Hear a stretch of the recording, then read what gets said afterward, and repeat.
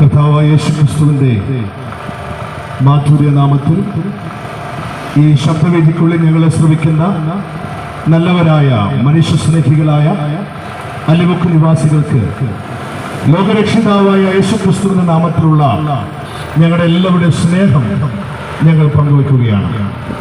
India Pentecost ദൈവസഭ പുനരൂർ സെന്ററിന്റെ evangelism വിഭാഗം ക്രമീകരിച്ചിരിക്കുന്ന ലഹരി വിരുദ്ധ സന്ദേശ യാത്ര പുനലൂരിന്റെ വിവിധ ദേശങ്ങളിൽ സഞ്ചരിച്ച് ഈ ഉച്ചയോടുകൂടി അലിമുക്കിൽ എത്തിച്ചേർന്നിരിക്കുകയാണ്.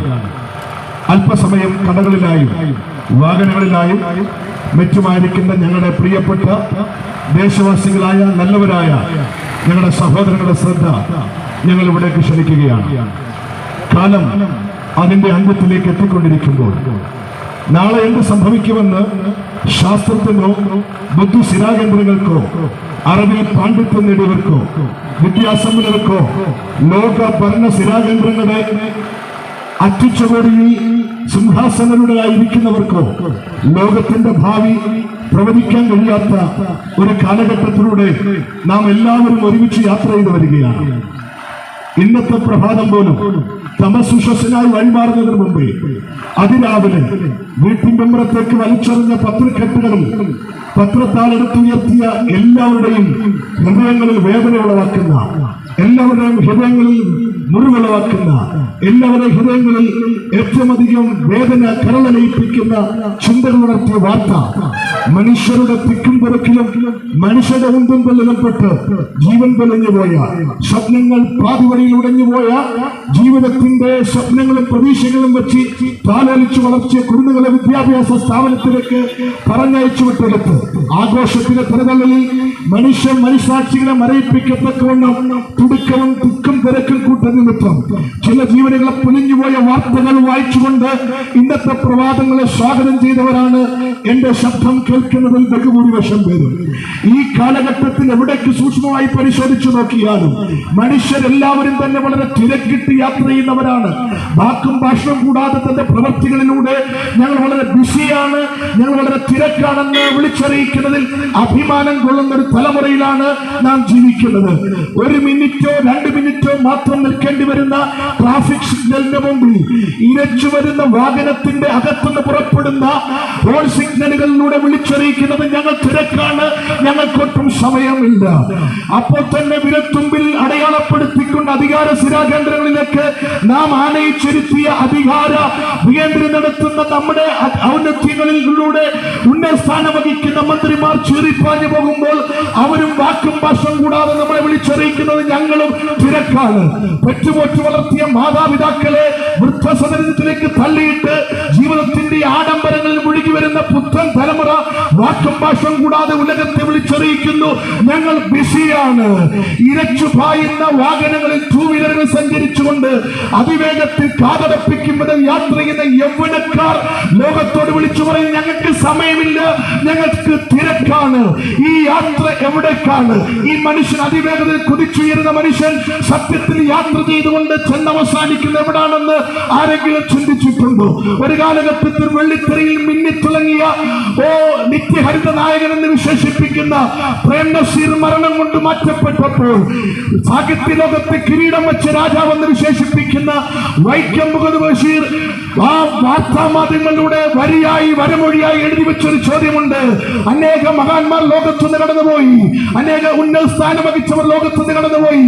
ഇതാ നിത്യഹരിത നായകൻ എന്ന് വിശേഷിപ്പിച്ച വെള്ളിത്തിരയിൽ മിന്നിത്തിളങ്ങിയ പ്രേം നസീറും മരണം കൊണ്ട് ഉലകത്തിൽ മൺമറഞ്ഞു പോയി. നാളെ ഒരിക്കൽ ഞാനും മറഞ്ഞു പോകും. എവിടേക്കാണെന്ന് അവർക്കും അറിയില്ല, എവിടേക്കാണെന്ന് എനിക്കും അറിയില്ല. സാഹിത്യത്തിന്റെ എല്ലാ തലങ്ങളിലും കൈവച്ച വ്യക്തി പറഞ്ഞു എനിക്ക് എവിടേക്കാണെന്നറിയില്ല. എവിടേക്കാണെന്നുള്ള ചോദ്യത്തിന് ഉത്തരം കൊടുക്കാതെ പരക്കം പായുന്ന എന്റെ പ്രിയ സ്നേഹിതരെ, ഈ യാത്ര ചെന്ന് അവസാനിക്കുമ്പോൾ ഇത് എവിടേക്കാണ് ചെന്ന് അവസാനിക്കുന്നതെന്ന് എന്തെങ്കിലും ഒരു തരത്തിൽ നിങ്ങൾക്ക് മനസ്സിലാക്കാൻ കഴിഞ്ഞിട്ടുണ്ടോ? ഈ ലോകത്തിൽ നടന്നു വരുന്ന മിക്ക വിഷയങ്ങളുടെയും ആത്യന്തിക പ്രശ്നം, ഈ ലോകത്തിൽ ഏറ്റവും അധികം ഉയർന്നു വരുന്ന ഏറ്റവും വലിയ ദുരന്തം വിലക്കയറ്റമല്ല. ഈ ലോകത്തിൽ ഏറ്റവും അധികം ഉയർത്തപ്പെട്ട ഏറ്റവും വലിയ പ്രശ്നത്തിന്റെ കാരണം ആണവായുധങ്ങൾ നിർമ്മിച്ചതല്ല.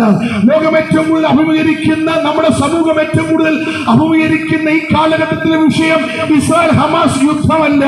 ഈ ലോകത്തിൽ നടമാടിക്കൊണ്ടിരിക്കുന്ന അക്രമങ്ങളും അരാജകത്വം, രാഷ്ട്രീയ പ്രശ്നങ്ങളും, കുത്തും കൊലപാതകങ്ങളും, കൊട്ടേഷനുകളും മറ്റെല്ലാ സംഘങ്ങളും നടക്കുന്നതിന്റെ ഉത്തരം അന്വേഷിച്ച് സഞ്ചരിക്കുന്ന ഏവർക്കും ചെന്നെത്തപ്പെടേണ്ടുന്ന മറുപടി, ഉത്തരമെന്ന് പറയുന്നത് ലഹരി കാർന്നുതിരുന്ന മനുഷ്യ ജീവിതങ്ങൾ വരുത്തി വെക്കുന്നതിനെയാണ്. ലോകത്ത് സംഭവിക്കുന്ന അപകടങ്ങളിൽ 50% ലഹരി ഉപയോഗത്താൽ സംഭവിക്കുന്നതാണ്. ലോകത്ത് തകർക്കപ്പെടുന്ന കുടുംബ ബന്ധങ്ങളുടെ കാരണങ്ങളിൽ ബഹുഭൂരിപക്ഷവും ലഹരി ഉപയോഗത്തിന്റെ കാരണങ്ങളാണ്. ലോകത്ത് നടക്കുന്ന കൊലപാതകങ്ങളുടെ കാരണം ലഹരി ഉപയോഗങ്ങളുടെ കാരണമാണ്. ഒരു കാലത്ത് കേരളത്തിന്റെ മനോഹാരിതയും പച്ചപ്പും കണ്ടിട്ട് കാൽ ചവിട്ടി ഇറങ്ങി വന്ന വിനോദസഞ്ചാരികൾ ഈ കേരളത്തെ നോക്കി ഓമന പേരിട്ട് വിളിച്ച പേരെന്താണെന്നറിയാമോ? ഈ കേരളം ദൈവത്തിന്റെ നാടെന്നാണ്.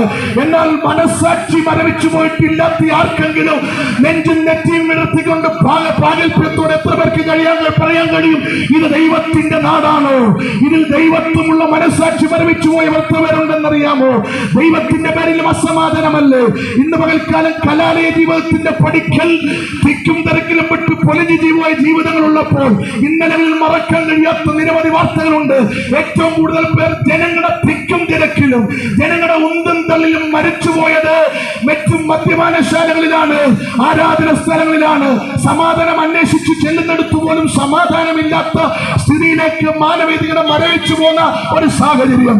മനുഷ്യന്റെ മനസ്സിനായ വിളനിലത്തിൽ മായച്ചന്തയാകുന്ന വിഷവിത്തുക്കൾ ലഹരി എന്ന നിലയിൽ പാകി അതിൽ ലാഭം കൊയ്തിട്ട് അതിന്റെ ലാഭത്തിന്റെ പണപ്പെരുപ്പത്താൽ അധികാര കസരിൽ ഉറച്ച് ഇരിക്കാൻ താല്പര്യപ്പെടുന്ന ഒരു പറ്റം ഭരണസ്ഥിരാകാന്തരങ്ങൾ ആര് മാറി മാറി ഭരിച്ചാലും ആരൊക്കെ മാറി മാറി വന്നാലും ഈ ലോകം, ഈ നാട് നന്നാകണമെങ്കിൽ എന്റെ അനുഭവത്തിന്റെ വെളിച്ചത്തിൽ ഉറച്ചു വിളിച്ചു പറയാൻ കഴിയും. ഈ നാട് നന്നാകണമെങ്കിൽ ലഹരി വിമുക്തമായ ഒരു കേരളം ഉണ്ടാകണം. നിങ്ങളുടെ മനസ്സിൽ നിന്ന് മാറിപ്പോയിട്ടില്ല. ഇലക്ഷൻ കാലഘട്ടം എടുക്കുമ്പോൾ മോഹന വാഗ്ദാനങ്ങൾ പറയുന്നതിൽ ഏറ്റവും എടുത്തു പറഞ്ഞിട്ടുള്ള മോഹന വാഗ്ദാനങ്ങളിൽ ഒന്നാണ് കേരളം ലഹരി മുക്തമാകും. ഒരു നിമിഷം ഒന്ന് ചിന്തിക്കുക. നാം നിൽക്കുന്ന കാലഘട്ടത്തിൽ ലഹരിയുടെ അതിപ്രസരം എന്തുമാത്രം വളർന്നിട്ടുണ്ടെന്ന് ഒരൊറ്റ മനസ്സാക്ഷിയൊന്നും ചോദിക്കാൻ കഴിയുമോ? വെക്കുന്നത്, ഇറക്കുന്നത്, തുപ്പുന്നത്, ചവയ്ക്കുന്നത്, കുടിക്കുന്നത് എന്നെത്തിയാൽ ഏതൊക്കെ നിലയിൽ, ഏതൊക്കെ രൂപത്തിൽ, ഏതൊക്കെ ഭാവത്തിൽ, ഏതൊക്കെ വിലയിൽ, ഏതൊക്കെ നിലവാരത്തിൽ ലഹരി സുലഭമായി നമ്മുടെ പ്രദേശങ്ങളിൽ ലഭിക്കുന്നുണ്ട് എന്നുള്ള സത്യം മറച്ചു വെക്കാൻ കഴിയത്തില്ല. പഠിച്ച് ഭാവിയിൽ വളർച്ച ഉണ്ടാക്കുവാൻ കുരുന്നുകളെ ഓമനിച്ചു വളർത്തിയിട്ട് വിദ്യാഭ്യാസ സ്ഥാപനങ്ങളിലേക്ക് പറഞ്ഞു വിടുമ്പോൾ എന്റെ പ്രിയപ്പെട്ട മാതാപിതാക്കൾ മറന്നുപോകരുത്, കുഞ്ഞുങ്ങൾ പഠിക്കുന്ന വിദ്യാഭ്യാസ സ്ഥാപനത്തിന്റെ അകത്തളത്തിൽ പോലും സുലഭമായി ലഹരി വസ്തുക്കൾ, ഭയപ്പെടുത്തുന്ന ലഹരി വസ്തുക്കൾ, ഭീതിജനകമായ അന്തരീക്ഷം സൃഷ്ടിക്കാൻ കഴിയുന്ന ലഹരി വസ്തുക്കൾ, മനുഷ്യ മനസ്സിനെ തന്നെ മാനസിക വിഭ്രാന്തിയിലേക്ക് മാറ്റാൻ കഴിയുന്ന ലഹരി വസ്തുക്കൾ സുലഭമായി ലഭിക്കുന്നുണ്ടെന്നുള്ള നഗ്ന സത്യം മറച്ചു വെക്കരുത്. ഈ കാലത്തിന്, ഈ ലോകത്തിന്, ദൈവത്തിന്റെ നാടെന്ന് വിളിക്കപ്പെട്ട ഈ കേരളത്തിന് എന്ത് സംഭവിക്കാൻ പോകുമെന്ന് ഒരു സാധാരണപ്പെട്ട വ്യക്തി എന്ന നിലയിൽ ഞാൻ ആശങ്കപ്പെടുകയാണ്. ഇവിടെ വിദഗ്ധന്മാർ പറയുന്നു, സാധാരണപ്പെട്ട ഉപദേശിമാരല്ല, തെരുവുകളിൽ നിന്ന് പ്രസംഗിക്കുന്നവരല്ല, വെള്ളയുടുപ്പെട്ട സാധാരണപ്പെട്ട പെന്തക്കോസ്ത് പാസ്റ്റർമാരല്ല, പഠനത്തിൽ ഏറ്റവും ഉന്നത സ്ഥാനം വഹിക്കുന്നവർ, അധികാരത്തിന്റെ ഏറ്റവും വലിയ സ്ഥാനം വഹിക്കുന്ന നിരവധി പേർ അവർ എഴുത്തുകളിലൂടെയും പ്രഭാഷണങ്ങളിലൂടെയും ഇതിനോടകം പറഞ്ഞു കഴിഞ്ഞിരിക്കുന്നു. ഇതുപോലെ ഈ നിലവാരത്തിൽ, ഈ സ്ഥിതിയിൽ ലഹരി വ്യാപനം, ലഹരി വിൽപ്പന, ലഹരി വിപണി, ലഹരി വരവ് ഇതൊക്കെ അനുവദിച്ചു കൊടുക്കുകയാണെങ്കിൽ ഈ അടുത്ത കാലഘട്ടം തന്നെ, അധിക നാളുകളില്ലാതെ തന്നെ കേരളം ഒരു പ്രാന്താലയമായി മാറ്റപ്പെടും. ലഹരി ഉപയോഗിച്ച് മാനസിക സ്ഥിരത നഷ്ടപ്പെട്ടവരുടെ നാടായി മാറപ്പെടും. പെറ്റതള്ളയെ തിരിച്ചറിയാത്തവന്റെ നാടായി മാറ്റപ്പെടും. സ്വന്തം പെങ്ങളെ തിരിച്ചറിയാത്തവന്റെ നാടായി മാറ്റപ്പെടും. അതുകൊണ്ട് ഞങ്ങളെ കേൾക്കുന്ന കൂടപ്പുറപ്പ്, പകലത്തിയോളം പണിയെടുത്തിട്ട് അവസാനം കിട്ടിയ കാശുമായിട്ട് ലഹരി വസ്തു വാങ്ങിച്ചത് ഉപയോഗിക്കാൻ മദ്യമായിട്ടും മറ്റു പല പദാർത്ഥങ്ങളായിട്ടും അതകത്താക്കി സമാധാനം അന്വേഷിച്ച താങ്കൾ മനസ്സാക്ഷിയോട് പറയാൻ കഴിയുമോ? ഇന്നലകളിൽ പാനം ചെയ്ത മദ്യം, ഇന്നലകളിൽ ചവച്ചു കുടിച്ച മദ്യം, ഇന്നലകളിൽ വെച്ചുവിറക്കിയ മദ്യം ഏതെങ്കിലും നിങ്ങളുടെ കുടുംബ സമാധാനം നൽകിയിട്ടുണ്ടോ? ആ വിശുദ്ധ വേദപുസ്തകത്തിൽ അധികാരത്തിന്റെ രാജാവ് തന്റെ വെപ്പാട്ടികളുമായി അധികാരത്തിന്റെ ഉന്നത സ്ഥാനം വഹിക്കുന്നവരെ വിളിച്ചുകൂട്ടി ഒരു വിരുന്ന് നടത്തി മദ്യം വിളമ്പി. വിശുദ്ധമായ ഉപകരണങ്ങളിലെല്ലാം മദ്യം വിളമ്പി. സ്ത്രീകൾക്ക് മദ്യം കൊടുത്തു, പുരുഷന്മാര് മദ്യപിച്ചു, അവിടെ വന്ന ഉന്നത സ്ഥാനം വഹിക്കുന്നവർ മദ്യപിച്ചു.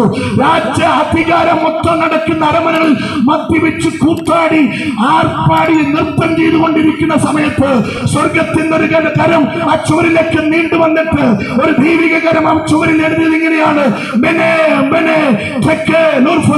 അതിന്റെ മലയാള അർത്ഥം ഇത്രയേ ഉള്ളൂ: ഞാൻ നിന്നെ തൂക്കി, അല്ല, ഞാൻ നിന്നെ തുലാസിൽ തൂക്കി, ഞാൻ നിന്നെ തുലാസിൽ തൂക്കി കുറവുള്ളവനായി കണ്ടിരിക്കുന്നു. എത്ര സത്യമാണ് വിശുദ്ധ വേദ പുസ്തകം! ഉലകത്തിൽ ഏറ്റവും അധികം അച്ചടിക്കപ്പെടുന്ന പുസ്തകം വിശുദ്ധ ബൈബിളാണ്. ഉലകത്തിൽ ഏറ്റവും 24 മണിക്കൂറും പ്രസംഗിക്കപ്പെട്ടുകൊണ്ടിരിക്കുന്ന പുസ്തകം വേദപുസ്തകമാണ്, ബൈബിളാണ്. മനുഷ്യ സ്നേഹികളാക്കി നരഭോജികളെ വാക്കി മാറ്റിയ ഏക ഗ്രന്ഥം വിശുദ്ധ ബൈബിളാണ്. ആ വിശുദ്ധ തിരുവഴുത്തിൽ ലഹരി ഉപയോഗിക്കുന്നവരെ കുറിച്ച് പറയുന്നു: ഞാൻ നിന്നെ തുലാസിൽ തൂക്കി കുറവുള്ളവനായി കണ്ടിരിക്കുന്നു. പ്രിയ സ്നേഹിത, ലഹരി ഉപയോഗിക്കുന്ന മദ്യത്തിന് അടിമയായവരുടെ ജീവിതം ആകമാനം കണക്ക് കൂട്ടി നോക്കിയാൽ, കണക്ക് കൂട്ടി നോക്കിയാൽ ഏത് കാലഘട്ടത്തിൽ ഏത് കാര്യത്തിലാണ് ജീവിതത്തിൽ ലാഭമുണ്ടായിട്ടുള്ളത്? ലഹരി ഉപയോഗം മൂലം മാനനഷ്ടം, ലഹരി ഉപയോഗം മൂലം ധനനഷ്ടം, ലഹരി ഉപയോഗം മൂലം കുടുംബ ബന്ധങ്ങളെ നഷ്ടം, ലഹരി ഉപയോഗം മൂലം സമാധാനത്തിന് നഷ്ടം. അതാ വിശുദ്ധ ബൈബിൾ പറയുന്നത്: തുലാസിൽ തൂക്കി നോക്കിയപ്പോൾ ലഹരി ഉപയോഗിക്കുന്നവനെ കുറവുള്ളവനായി കണ്ടു. ഒരു കാലത്തും ഉറക്കമുണർന്നു വന്ന തലേ ദിവസത്തെ മദ്യത്തിന്റെ കെട്ടുവിട്ട് എഴുന്നേൽക്കുന്ന മിക്ക ആൾക്കാർക്കും ഇന്നത്തെ ദിവസം ഇത് ഉപേക്ഷിക്കണം, ഇന്നത്തെ ദിവസം ഇത് നിർത്തണമെന്ന് ആഗ്രഹിക്കുന്നവരാ. വിവിധ പേരിൽ, വിവിധ വർണ്ണത്തിൽ, വിവിധ നിറത്തിൽ, വിവിധ തരം ആകൃതിയുള്ള കുപ്പികളിൽ ആകർഷണീയമായ നിലയിൽ വിൽക്കപ്പെടുന്ന റേഷനറിയല്ല, പഞ്ചസാരയല്ല, പച്ചക്കറിയല്ല, ആകർഷിക്കപ്പെട്ട നിലയിൽ ഏറ്റവും അധികം വിൽക്കപ്പെടുന്നത് മദ്യമാണ്, ലഹരി വസ്തുക്കളാണ്. അത് കുടിച്ചും അത് പാനം ചെയ്തും ജീവിതം അവസാനിപ്പിച്ചിട്ട് മനുഷ്യനായി ജീവിക്കാൻ കഴിയാതിരിക്കുമ്പോൾ, മനുഷ്യൻ എന്ന വാക്കിന്റെ അർത്ഥം മനനം ചെയ്യുന്നവൻ എന്നാണ്. മനനം ചെയ്യുന്നവൻ എന്ന് പറഞ്ഞാൽ തിന്മയെ തള്ളി നന്മ തിരഞ്ഞെടുക്കുന്നവൻ, തെറ്റിനെ തള്ളി ശരിയെ തിരഞ്ഞെടുക്കുന്നവൻ, അക്രമങ്ങളെ തള്ളി സമാധാനം ആഗ്രഹിക്കുന്നവൻ. മനുഷ്യനായി ജനിച്ചിട്ടും, മനുഷ്യനായി ജനിക്കാൻ അവകാശം ലഭിച്ചിട്ടും, മനുഷ്യനായി ജീവിക്കാൻ ഭാഗ്യം ലഭിച്ചിട്ടും, മനുഷ്യൻ എന്ന ഏറ്റവും വലിയ സൃഷ്ടിയുടെ മനമഹിതമായ ഒരു പദവി ലഭിച്ചിട്ടും ഒരു മനുഷ്യനെ പോലെ ജീവിക്കാൻ കഴിയാതെ ലഹരിയുടെ ആധിക്യത്തിൽ അടിമപ്പെട്ടു പോയി സ്ഥിരാബോധം നഷ്ടപ്പെട്ടവനെ പോലെ ആടിക്കിളച്ച് കുടുംബത്തെ കുറിച്ച് ഉത്തരവാദിത്വ ബോധമില്ലാത്തവരായി വരുന്ന മനുഷ്യനെ മനുഷ്യനെങ്ങനെ വിളിക്കാൻ കഴിയും? മനുഷ്യൻ എന്നുള്ളതിന്റെ അർത്ഥം മനനം ചെയ്യുന്നവരാണെങ്കിൽ തെറ്റിനെ തള്ളി നന്മ തിരഞ്ഞെടുക്കാൻ പ്രിയ സ്നേഹിത, ഞങ്ങൾ നിങ്ങളെ ആഹ്വാനം ചെയ്യുന്നു. ഉലകത്തിൽ ഈ അടുത്ത കാലത്ത് ഏറ്റവും കൂടുതൽ അഭിമാനം കൊണ്ടിട്ടുണ്ട്. ശാസ്ത്രം അതിന്റെ അത്തിച്ചുകൂടിൽ എത്തപ്പെട്ടു. കാളവണ്ടി യുഗത്തിൽ യാത്ര ചെയ്ത മനുഷ്യൻ കമ്പ്യൂട്ടർ യുഗത്തിൽ എത്തപ്പെട്ടു. അല്ല, കമ്പ്യൂട്ടർ യുഗത്തിൽ നിന്ന് ഹൈടെക് യുഗത്തിലേക്ക് എത്തപ്പെട്ടു. ഇപ്പോൾ അവിടെ നിൽക്കാതെ അതിൽ നിന്ന് കുതിച്ചുകൊണ്ട് ആർട്ടിഫിഷ്യൽ ഇന്റലിജൻസിന്റെ കാലഘട്ടത്തിലേക്ക് എത്തപ്പെട്ടു. ഇവിടെ മനുഷ്യൻ ഒരു മനുഷ്യന്റെ രൂപം സൃഷ്ടിക്കാൻ പഠിച്ചു, മറ്റൊരു മനുഷ്യന് അതേ ശബ്ദമുണ്ടാക്കാൻ പഠിച്ചു, വേറൊരു മനുഷ്യനെ തന്നെ അതേപോലെ സൃഷ്ടിക്കാൻ പഠിച്ചു, മാനത്ത് പറക്കാൻ പഠിച്ചു, മീനിനെ പോലെ നീന്താൻ പഠിച്ചു, മാനിനെ പോലെ കുതിക്കാൻ പഠിച്ചു, മുയിലിനെ പോലെ ചാടാൻ പഠിച്ചു. പക്ഷെ മനുഷ്യൻ മറന്നുപോയ ഏറ്റവും വലിയ സത്യം, ജീവിക്കാൻ അവകാശം മണ്ണിൽ ദൈവം തന്നിട്ട് യഥാർത്ഥ മനുഷ്യനെ പോലെ മനുഷ്യന്റെ മഹത്വത്തോടുകൂടെ, മനുഷ്യന്റെ മനസ്സാക്ഷിയോടുകൂടെ, മനുഷ്യന്റെ പലമായ മൂല്യത്തോടുകൂടെ ജീവിക്കാൻ മറന്നു പോകുന്നു. ഇന്ന് ഈ സമയം, ഈ ഉച്ച സമയം എന്റെ ശബ്ദം കേൾക്കുന്ന പ്രിയ സ്നേഹിതരെ, മനുഷ്യനായി ജീവിക്കാൻ താല്പര്യപ്പെടുന്നെങ്കിൽ വിശുദ്ധ വേദപുസ്തകം പറയുന്നു: മറ്റൊരുത്തനും രക്ഷയില്ല. ഞാൻ രക്ഷിക്കപ്പെടുവാൻ ആകാശത്തിന്റെ കീഴിൽ മനുഷ്യരുടെ നൽകപ്പെട്ട യേശു ക്രിസ്തുവിന്റെ നാമമല്ലാതെ വേറൊരു നാമമില്ല. ഈ ദിവസങ്ങളിൽ നിങ്ങൾ ഏതൊക്കെ മറ്റു മേഖലകളിൽ സമാധാനം അന്വേഷിച്ചിട്ടും അത് കണ്ടെത്താൻ കഴിയാതെ, അത് കണ്ടെത്താൻ ജീവിതം അവസാനിച്ച നിലയിൽ നിൽക്കുകയാണെങ്കിൽ, ആത്മഹത്യക്കോ ലഹരികൾക്കോ മസിൽ പവറിനോ മണി പവറിനോ രാഷ്ട്രീയ ശക്തികൾക്കോ രാഷ്ട്രം ഭരിക്കുന്ന രാഷ്ട്ര നേതാക്കൾക്കോ ഈ ലോകരാഷ്ട്രങ്ങൾക്കോ സമാധാനം തരാൻ കഴിയാതെ പോകുമ്പോൾ, യേശുക്രിസ്തു ഫലസ്തീൻ ദിക്കുമിടങ്ങുമാറ് അത്യുച്ചത്തിൽ റോമൻ ഭരണകാലഘട്ടത്തിൽ നട്ടം തിരിഞ്ഞ സമൂഹത്തെ നോക്കി ഇങ്ങനെ വിളിച്ചു പറഞ്ഞു: എന്റെ സമാധാനം ഞാൻ നിങ്ങൾക്ക് തന്നേച്ചു പോകുന്നു. അത് ലോകം തരുന്നത് പോലെ അല്ല. തീർന്നില്ല.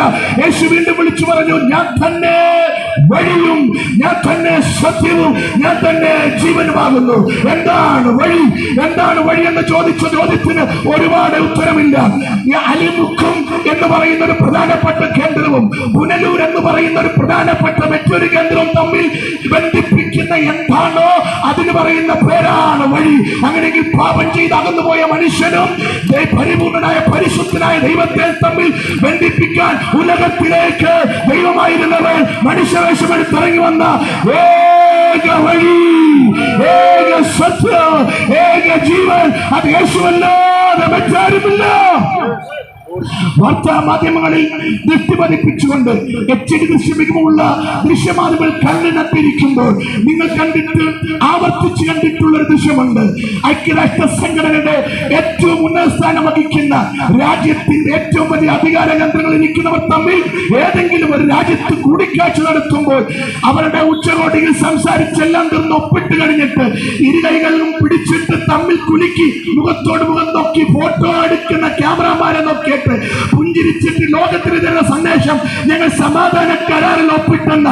അങ്ങനെ സമാധാന കരാറിൽ ഇന്നലകളിൽ ഒപ്പിട്ട മുഴുവൻ രാഷ്ട്രങ്ങളും ഫ്രണ്ടിൽ വന്ന് ലോകത്തിന്റെ മുമ്പിൽ മനുഷ്യരെ വഞ്ചിക്കാൻ സമാധാന കരാറിൽ ഒപ്പിട്ടിട്ട് അണിയറയിൽ അടിത്തട്ടിൽ അണുവായുധങ്ങൾ ഒപ്പിച്ചു വെച്ചിട്ട് എങ്ങനെ ഉലകത്തെ നശിപ്പിക്കാമെന്ന നിലയിൽ, യുദ്ധം ചെയ്ത് പിടിച്ചെടുക്കാവുന്ന നിലയിൽ, യുദ്ധം ചെയ്ത് പണം നേടാമെന്ന നിലയിൽ, യുദ്ധം ചെയ്ത് മണ്ണ് പിടിച്ചെടുക്കാനുള്ള നിലയിൽ സമാധാനം കാംക്ഷികളെ സമാധാനം വ്യാമോഹം നൽകിയിട്ട് വെറുതെ മോഹിപ്പിച്ചിട്ട് അണിയറയിൽ അകത്തളെ തൊളിക്കുമ്പോൾ ഇവിടെ ഒരുവൻ ഉലകത്തിലേക്ക് ഇറങ്ങി വന്നിട്ട് പറയുന്നു, എന്റെ സമാധാനം ഞാൻ നിങ്ങൾക്ക് തന്നേച്ചു പോകുന്നു.